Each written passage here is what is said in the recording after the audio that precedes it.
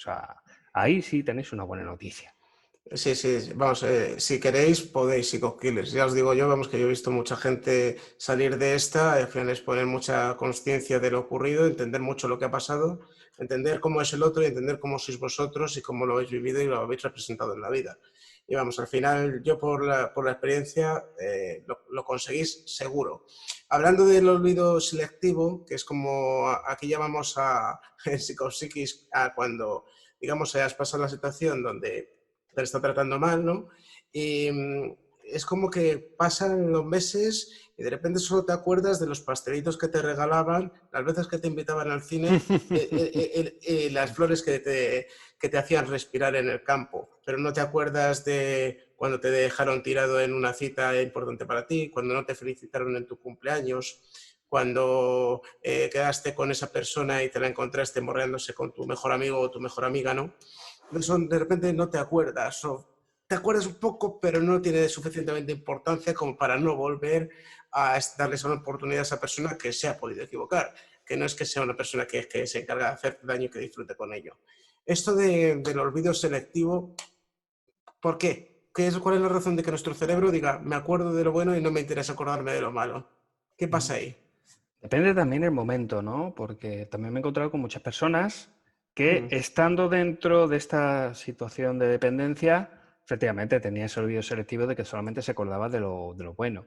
Pero mm, yo no diría que en ese momento fuese un olvido selectivo, que solamente se acordara de lo bueno y se olvidara de lo malo, sino más mm, bien que estamos hablando de un sesgo cognitivo, mm, ¿vale? Relacionado con el sesgo de confirmación, es decir, yo solamente me quedo con aquellas cosas que respaldan mi argumento, mientras que mm, con el resto, pues no, le doy menos importancia. mm, Entonces, si estoy en una situación de dependencia, siempre voy a tender a defender a mi abusador, con lo mm, cual voy a confirmar esa teoría, pues acordándome de lo bueno y olvidándome de lo malo. Por mm, ahí siempre tenemos el discurso, lo importante siempre es ver el discurso, ¿no? mm, Y siempre nos vamos a encontrar con expresiones de, no, pero es que en el fondo tiene sus detalles, mm, después bueno, porque hizo mm, esto una vez, porque hizo no sé cuánto. Entonces, no es tanto el recuerdo, sino el cómo interpretas las diferentes situaciones, ¿verdad? mm, Hace poco, de hecho, hablaba con una conocida que mm, ha pasado también por una relación pues muy tortuosa mm, y me contaba a la situación de que ahora, de que esta otra persona se sentía solo, pues ahora estaba volviendo a este proceso de love bombing, ¿no? mm, De ahora te echo mucho de menos, a quien siempre te ha amado ha sido a ti, amor, y ahora y te mando regalos y no sé qué y no sé cuánto. ¿Qué pasa? Que esta mujer ya está vacunada, ¿vale? mm, Y todo lo que estaba recibiendo lo interpretaba, pero lo interpretaba de una manera diferente. Y mm, ahora fíjate lo que está mm, haciendo, y ahora fíjate lo que me manda, con mm, todo este tiempo que no ha hecho ni cuenta, no sé qué, no sé cuánto. O sea, la mm, interpretación de la situación es completamente diferente. mm, ¿Pero por qué? Porque ya la justificación que va a buscar también es diferente. mm, Ya las razones que tiene para con el otro ya son diferentes, por lo cual ya no tiene ni que defenderlo, su cerebro ya no busca defenderlo, ya no mm. necesita de él, todo lo contrario, su objetivo de hecho ya es Largarla, ¿no? efectivamente intentar retirarlo. Entonces Mm, todo se interpreta como... También es verdad que ya recibió también bastante formación. Esta mm, chica pues ya sabe las estrategias, mm, ya sabe cómo funciona, ya sabe mm, los por qué, ya sabe bastante de lo que es no solamente la psique de un abusador, sino la psique de esta persona en particular. mm, Por lo cual mm, se lo huele de lejos, se lo huele de lejos y está, ya lo interpreta viendo además cómo es capaz de La ver las película. cosas. Mm, Efectivamente, la peli es la misma película, tío. Es que es la cosa, verá.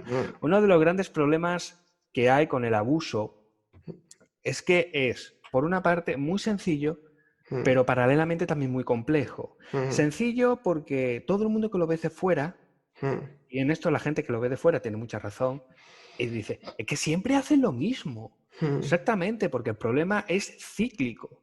mm, Muchos de los problemas psicológicos, no solamente me estoy refiriendo a los relacionales, mm, muchos de los problemas psicológicos que tenemos se basan en eso mismo, en ciclos viciosos, son cíclicos. Es mm, darle la vuelta a la misma rueda y nos mm, quedamos atrapados ahí y mm, no sabemos dónde salir. La mm, solución empieza en ver en qué punto delicado de esa rueda tenemos más control e intentar salir por ese punto de la rueda. Mm, Lo que pasa es que muchas veces, por ejemplo, en una situación de maltrato, en una situación de relación de abuso, la mm, relación de dependencia es tan fuerte mm, que ese círculo vicioso se vuelve muy sólido, por lo cual el punto débil del círculo es muy mm, pequeño y es mm, como intentar sacar por el agujero de una aguja un mm, balón de baloncesto. mm, ¿Cuántos intentos tendrás que hacer para sacar ese pedazo de objeto por ese agujero? Pues igual. mm, Es igual. mm, Entonces, a la gente que lo ve de fuera dice, mira, no lo comprendo, ¿cómo puede ser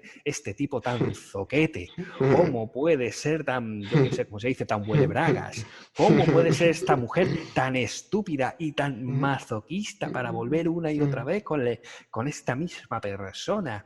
Pues mira, vuelve concretamente por esa naturaleza cíclica del estado en el que están, ¿vale? En el que ellos mismos tampoco lo pueden evitar, ¿vale? Porque es como si sintieran la llamada y tienen que volver. El esfuerzo que tienen que hacer es abismal para intentar salir de ahí. Y la formación que necesitan también es muchísimo más dura. Bueno, muy interesante esto que nos cuenta Álvaro y la forma que lo ha explicado me ha encantado. A fin de cuentas, también lo que nos viene a decir es, por otro lado, es que es como una justificación de la persona que está siendo abusada para poder seguir con el abusador cerca y tener esa autoexcusa para poder estar con él. Y cuando lo enfoca de esa manera es cuando encuentra el olvido selectivo, olvidando las cosas malas, y cuando ya es, por ejemplo, como su amiga, el olvido selectivo es que olvida las cosas buenas, quedándose con las malas porque ya está formada con consciencia y sabe cómo funciona el abusador. Aparte del ciclo, ¿no? O sea que en función de cómo lo enfoquéis, esa realidad neutra, podéis mirarlo hacia un lado positivo o negativo. Muchas gracias por esta explicación magistral. ¿Eh? Puedes llamarla la teoría de la rueda del hámster. Ya Sí, está. me ha gustado mucho, tío. Bueno, en relación a lo que es la persona que ha sido abusada tras muchos engaños, mentiras, manipulaciones dentro de una relación, sobre todo sentimental, que son las más duras porque hay como más implicación, hay más mimetización emocional con una persona que es emocional o que tiene un sesgo emocional un poquito determinado, raruno, digamos, o fallido. Cuando se termina este tipo de relación y una persona se ha dado cuenta de lo que ha vivido, lo que ha ocurrido, o más o menos está intuyendo o descubre incluso los trastornos mentales de este tipo de narcisista o psicópata, entra como en una situación de venganza, de odio, de rabia, es que le mataría, es que la mataría, pero ¿cómo pudo hacerme esto? Le cogería de las solapas y le diría, tú, malo, malvado, ¿no? Y es como incluso una persecución cerebral de intentar imponer justicia o impartir justicia a una situación donde, pues como cuando te estafan en cualquier sitio, en el juego, te estafan en un local o te estafan en una comida, lo que pasa es que te han estafado en el amor, ¿no? Que es algo como tan puro y tan respetable o idealizado por todos desde que somos pequeñitos. ¿Qué hablarías o podrías explicar exactamente qué es lo que le pasa a la persona? ¿Por qué ese odio, ese ánimo de venganza o ese ánimo de búsqueda de justicia? Y después de todo esto, si compensa, si no compensa, y cómo trascender esa sensación de ira y cólera para poder ya acceder al valle de la tristeza y pasar lo que es el sufrimiento como dignamente se pueda. Pues a ver, para empezar, ese sentimiento de rabia que te da cuando te das cuenta de la traición, Mm, yo pregunto, para aquellos que a lo mejor no han pasado por la situación, mm, yo pregunto, ¿y quién no? ¿Y quién no? O sea, ¿quién que no haya pasado por eso no tendría ganas mm, de hundirle la cabeza al nota o a la nota en una fuente hasta que dejara de respirar? O sea, ¿quién no? O sea, ¿a quién mm, no le entra esa rabia asesina por el cuerpo? A mm, todo el mundo le entra esa rabia asesina por el mm, cuerpo. Por supuesto que sí. Pero os lo digo, esto es normal.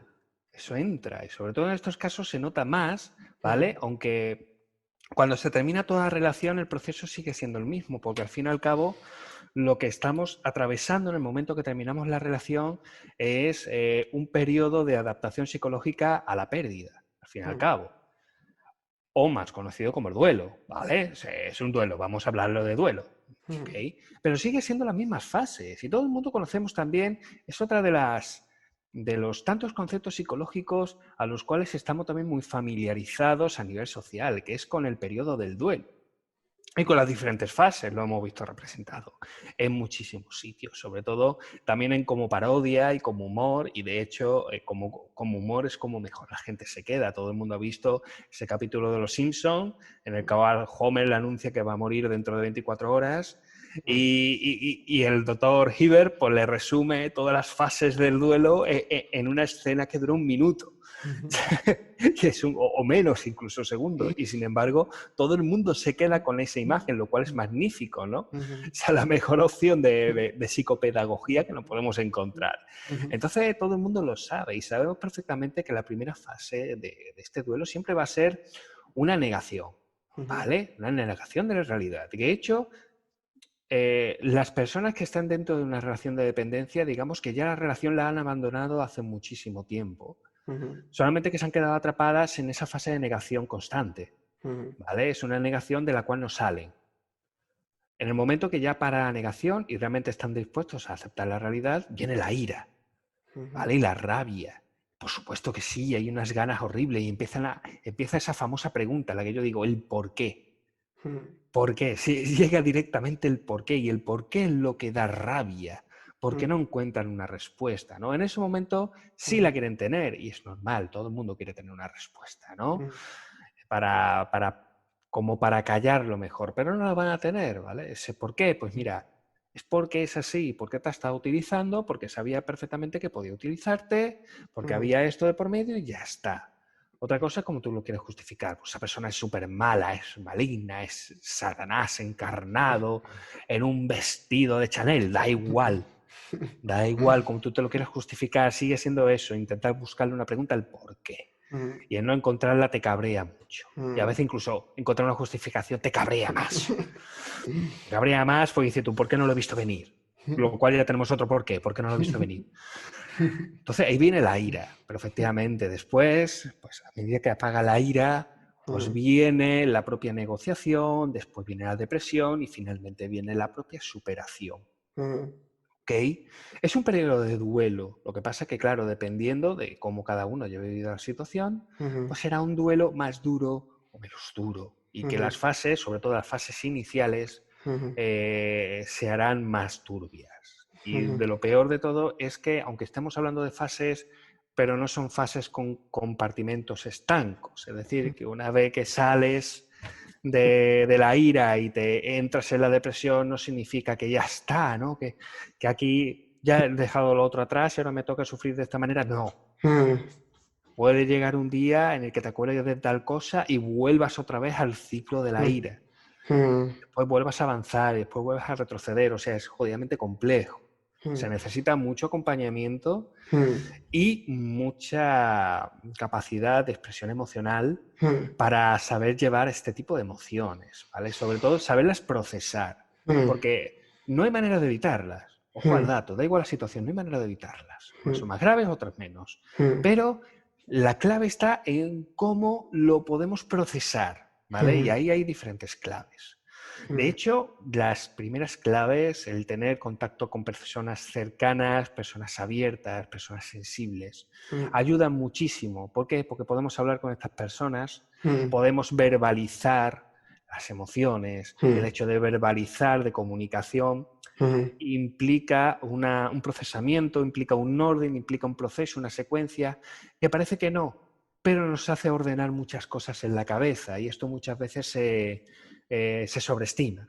No, se sobreestima, no, se subestima, mejor dicho. O sea, perdón por la expresión, se subestima.